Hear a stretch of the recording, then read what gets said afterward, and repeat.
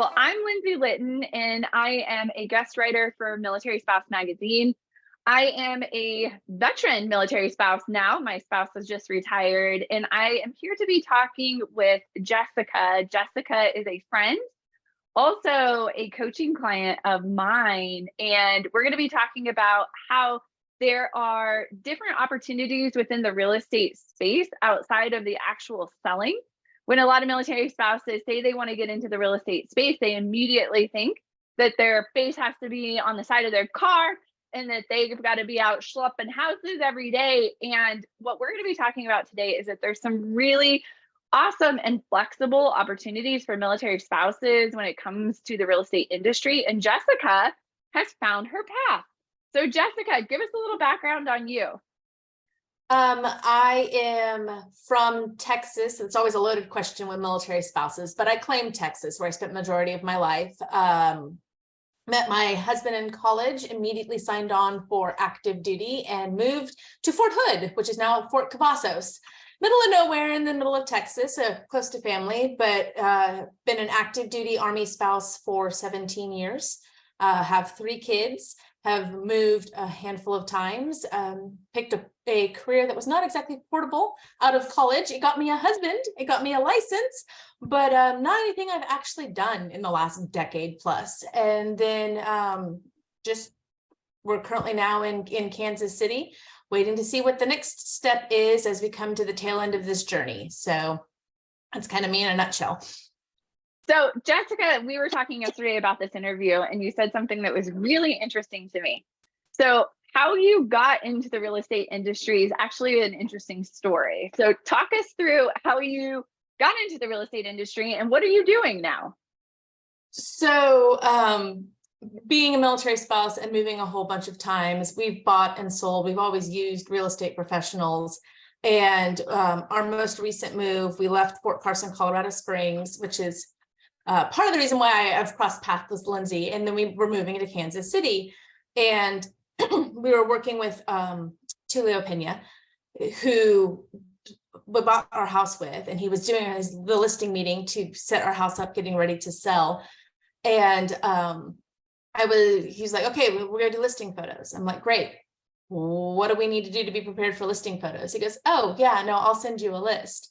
And he emailed me a list later, and I emailed the list back. I'm like, 3 of these make no sense. They're too big. There's 2 typos. And like, what am I supposed to be doing? And he immediately emailed like, here's, you want a job?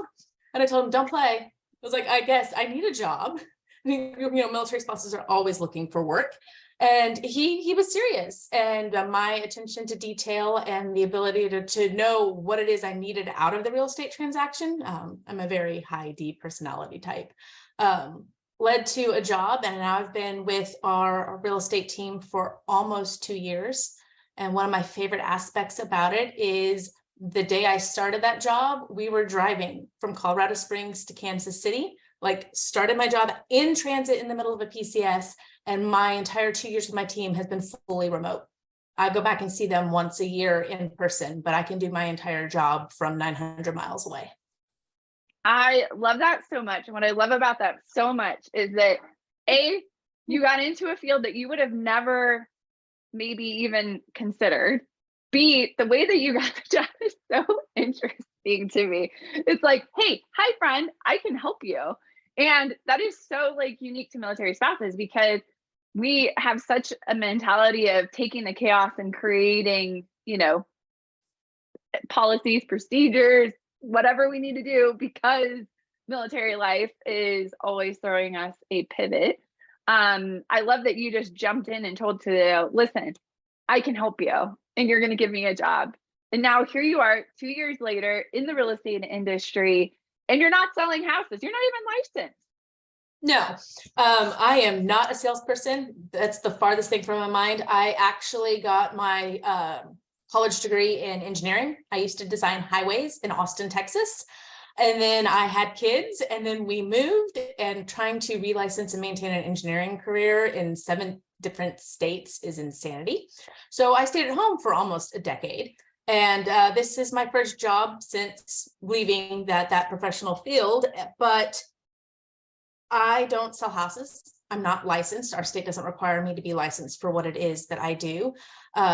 Basically, I started out as the transaction coordinator, and then I was the executive assistant to the team lead, and now I'm the operations manager, kind of on a track to be eventually a director of operations.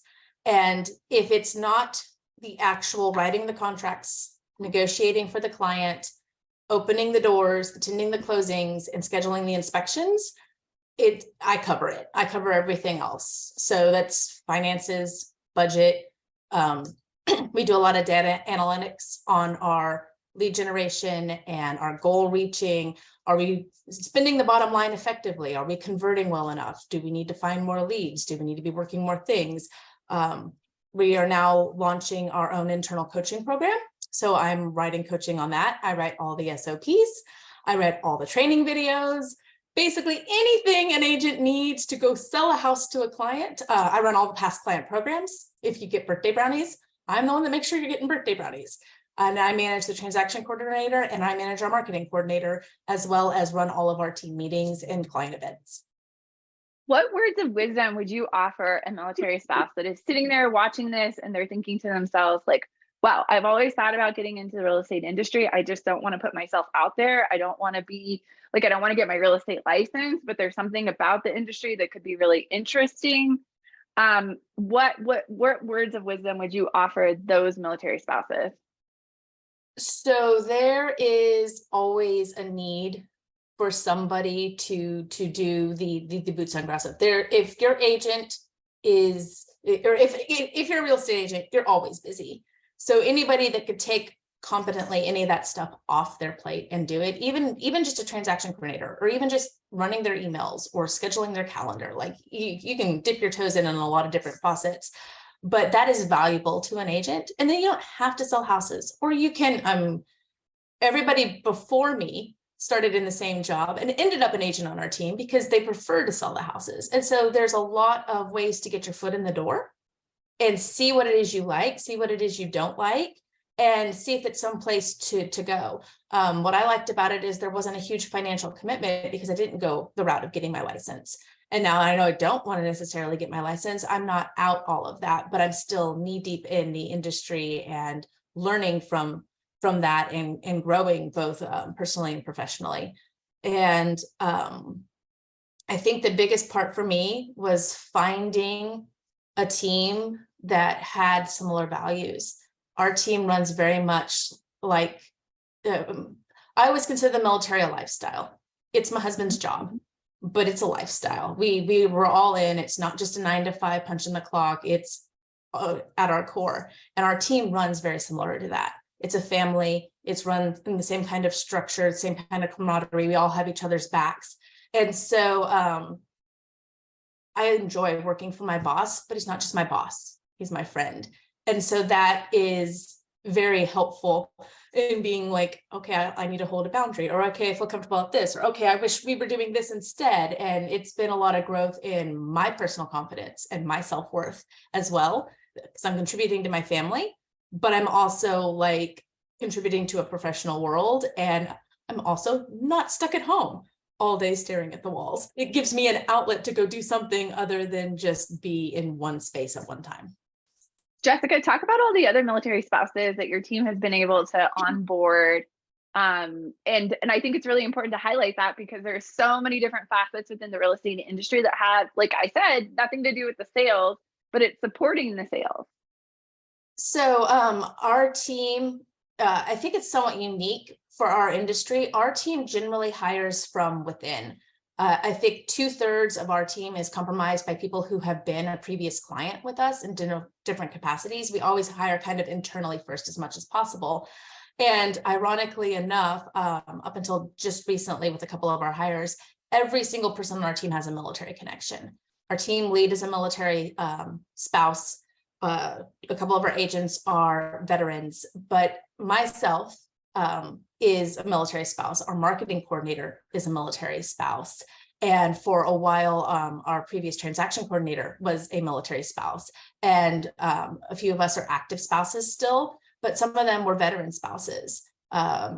more than half of our agents are veterans. Some of them did 20, went on to a completely different sales career, and then eventually joined real estate. Some of them separated, finished their commitment, and have come back. Others, a couple of our new hires are retired after 20 years, and they're looking for something new. And so they're being hired in this stage of their life to sell real estate. So we take all comers, but there's something for everybody.